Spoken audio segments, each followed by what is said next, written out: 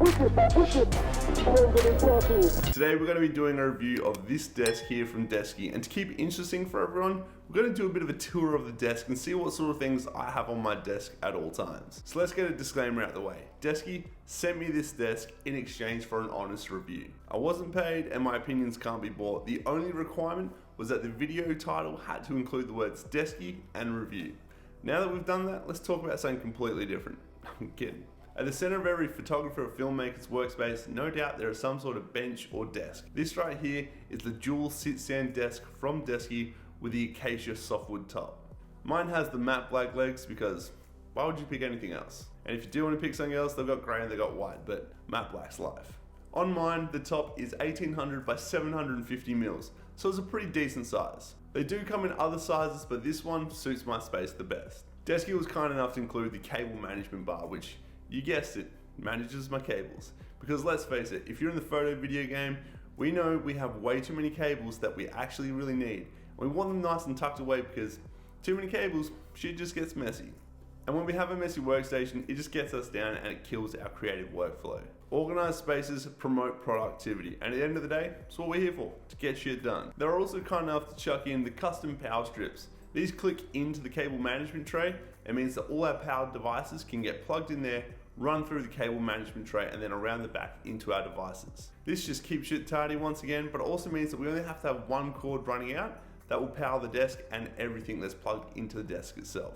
10 cables down into one. As someone who is prone to a messy workspace, I like that. It's a welcome change. I mentioned that this Desky desk is the dual sit stand. You can also get a single sit stand, basically dual motor, single motor. The dual motor can hold up to 140 kilos and the single motor up to 80 kilos. So both motors are rocking some pretty significant payloads. So if you're gonna buy one of these desks, there is so many different options you can get for the top. I chose one from the Softwoods collection. It's called Acacia and I think it looks great. Just note, this is from the Softwoods collection. So my logical brain says it's probably a softer wood than normal, but I did a bit of a Google research and some sites told me that acacia was softwood, some said it was a hardwood. I don't know, but beside that, I've actually managed to put a few little dents in there, so just be aware of this if you are gonna go with one of the softwood options. I managed to get my chair's armrest stuck on top of the desk as I went to sit down in my chair. That caused the first little one, but I got a few little bumps and bruises from putting down my camera on the desk, so I will definitely be investing in a nice desk mat. I definitely want to be taking care of something like this. And to be fair, all wood will dent if you hit it hard enough.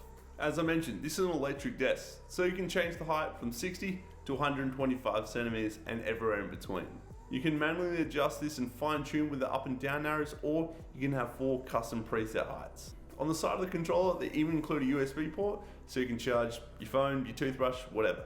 I was a little bit skeptical for the need for an electric desk, and to be honest, I don't really intend to stand too much while I'm working, but I'm a sucker for technology, and turns out I really like the fine-tuned adjustments. I like to be able to raise my seat a little bit and therefore take my desk up with me, vice versa going down. I like to adjust my chair height to different levels as I feel like it, and this means I don't have to adjust the armrests to make sure they don't hit the table. Having the ability to move my desk up and down at a moment's notice means that I can get comfortable in my chair and adjust it to where it feels comfortable the most. It means my armrests aren't always hitting the table. More importantly, I like to recline. So if I want to tuck myself under the table, lean back, it means that the top of my armrests aren't hitting the table. You could argue that you don't need an electric desk for this, you could just do this with a manual desk, and that's true, but most of those desks are a bit of a crank action. That means your table's gonna be wobbling, and I don't want things falling over, monitors, lenses, hard drives, whatever. And I just want to be comfortable. Maybe a part of me is a little bit lazy, and maybe another part just loves technology. So after using this desk for a couple of weeks, I'm really enjoying it so far. And for a recommendation, should you get one? Or would I get one? Yes, I would. The build quality is great, and it's bloody simple to put together. If you've got the cash lying around and you're looking for a desk, or you're thinking about an electric desk, go for it. This is a really good option. I'd give this desk 2 big fat thumbs up. Speaking of fat thumbs up, go down to the comments, hit me up with big fat thumbs up, and then go and like this video and subscribe while you're down as well. Now let's take a look at the things on the desk. The Desky desk. That is my desk. The Desky desk. Let's work from here to here. First up, I've got a lamp. I love lamp. I love lamp. This is the IKEA Symfonisk. Should ask Petty Lindgren if I'm saying it right. Symfonisk. Symphonisk. This is a lamp speaker combo. It's made by IKEA in conjunction with Sonos, or it's probably actually made by Sonos in conjunction with IKEA. Basically, it's a really good quality speaker which hooks up with all my other Sonos speakers, meaning I can have great quality music coming from all rooms of the house. But more importantly, it looks like this guy from WALL-E. Next up, I got a red Leica sign. For no reason other than I can't afford one of their cameras and I've got a sign. It looks cool, that's it. The next thing you'll find on my desk at all times is my Sony XM4 headphones. They've got some stupid long name. If you care about that, just search Sony XM4s and these guys will come up. For the price these guys are, they have phenomenal audio sound. These things are absolutely awesome. They're Bluetooth, they can take a wire, whatever you need to do. These things will get the job done. Next up, we've got the computer setup. I've got the 2020 M1 Mac Mini. This has a 1TB SSD and 16 gig of unified memory. If you're interested in this little powerful video photo editing machine, I've done a video on it, so go check that one out. The display that's plugged into this little wizard via HDMI is an Acer 34-inch Predator curved monitor. I love this monitor. I picked it up secondhand. It's actually really cool. It's an IPS panel, so that means the colors are quite nice. And it's a subtle curve. It's not too aggressive, so you know, it still wraps around, it's still nice and wide, but straight lines still feel straight. It's not too aggressive. This monitor has a matte finish, which is very pleasing to the eye. Now this monitor isn't without a few caveats. The menu system and the navigation could do with a fair bit of work. It's bearable and I suppose it's a passing grade because you can use the thing, but it's not ideal. I'm not sure if this is a Mac thing, but sometimes hitting the keyboard won't do enough to wake up the display. You actually have to toggle the button on and off. Not a major issue, but it's a little bit frustrating sometimes. When I was looking into buying this monitor, I read so many reviews online and watched so many different reviews. They all said that the speakers weren't great. And look, I know if you want good audio, you should be getting good headphones or having nice little audio monitors. I don't have those yet, but they will come. For now, these speakers built into this monitor are fine. If you're ever reading a review and that's going to be your deal breaker, for any in-monitor speaker, it's probably what you expect. But yeah, no doubt, I'm looking at buying some speakers down the road. To control the Mac Mini, I use the Apple keyboard and trackpad. Apple, would it kill you to put an LED under the lights of the keyboard? You do it on all your laptops, but us editors sit in dark rooms and we can't see what we're writing. Kills me. I love the keyboard, it's probably my favorite keyboard. I'm not into big chunky mechanical ones like a lot of people are, but LEDs, just fix it. Moving along to all my storage and external media options. We've got an Angelbird dock which plugs all my SSDs in straight from my Ninja, straight into the computer so I can get editing as quickly as possible. For my backups, I use the LaCie D2 10TB hard drive.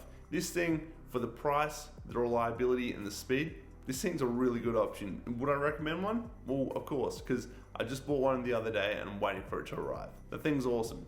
I got a bunch of LaCie rugged and mobile drives for my on-the-go backups, and for my external editing and my fast SSD storage, I use SanDisk Extreme Pro and Samsung T7s.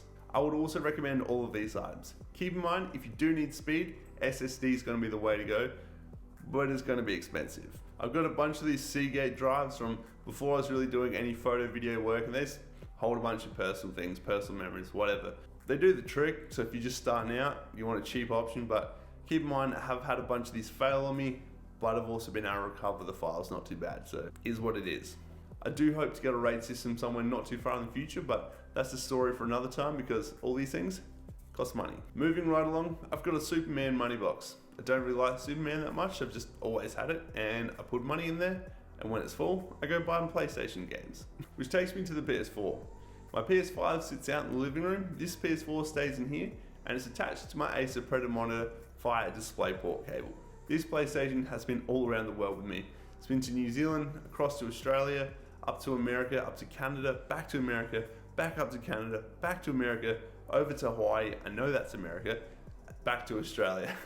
This thing has taken an absolute beating, I absolutely love it. This thing does not sit in here as a distraction purpose. This sits here to blow off a bit of steam, to, you know, when the juices aren't feeling very creative and you just need to, what am I doing? Just need to blow up some zombies for 20 minutes. You just need to jump on there and just play some Rocket League or something like that. If you just send something off to a client and they get back and they go, the edit's great, can we change the music? And you're just, there's another 10 hours of work. Just need to shoot some things and race some cars. That's what it's here for. Sometimes you've just got to render and an export that's going to take a while. No point wasting time, have a bit of fun. treat yourself. I've got a stationery mug full of all of the fun stuff, the pens and the pencils. Because at the end of the day, notes need to get taken, and if it wasn't for that, I just want this mug on my desk because it's a super cool old style enamel mug and I think it's sick. Fight me. The last thing on my desk is an Anker wireless charging mat to keep my phone juiced and ready to go. That's the desk and everything on it. So what am I sitting on? Well, recently I just picked up the Secret Lab Titan. As a 6'2", 120 kilo guy, this thing supports me really well. I can recline, feel really safe and comfortable, like I'm not gonna fall over. It is a firm, comfy chair. I like that. Everyone else has sat in it, doesn't really like it. But I really like it, and that's the main thing. This chair supposedly has these fancy rubber soft wheels that don't dent the floors at all, but they dent my floors. To be fair, all wood will dent if you hit it hard. So I figured I need to go out and I need to buy a mat, a chair mat. They all look pretty average, so I jumped online. Gaming chair mats, cool chair mats, whatever. I found this battle ball one. I really like it. I thought it was going to be some cheap, nasty thing, and when it rocked up, I was kind of hesitant. I rolled it out. This thing is way better quality than I expected. Super nice, super comfortable to stand on. Just, it looks awesome, and the quality is very good. Nice little surprise. That was my Desky desk tour and review. Thanks so much to Desky for supplying the desk and making this Desky desk tour review possible. I love the desk, and I think you will too if you pick one up. All relevant links to everything I've talked about will be down in the description. Go check them out if you're interested in anything. If you're looking for a hot tip for any music, look no further than Balance and Composure's album Separation. Go listen to track 5. Tasty. Thanks for hanging out to the end, guys. I really appreciate it. If you do enjoy this sort of stuff, please give it a big fat thumbs up, support the channel, hit subscribe, comment, whatever. If you don't follow me on Instagram, make sure to do so. I've been posting some photos from the A1 with a 400mm G Master recently, and they look pretty sick. I'm not even gonna pretend they don't. They look sick. All right, catch you next time. Bye. Wicked, wicked. I'm gonna stop it.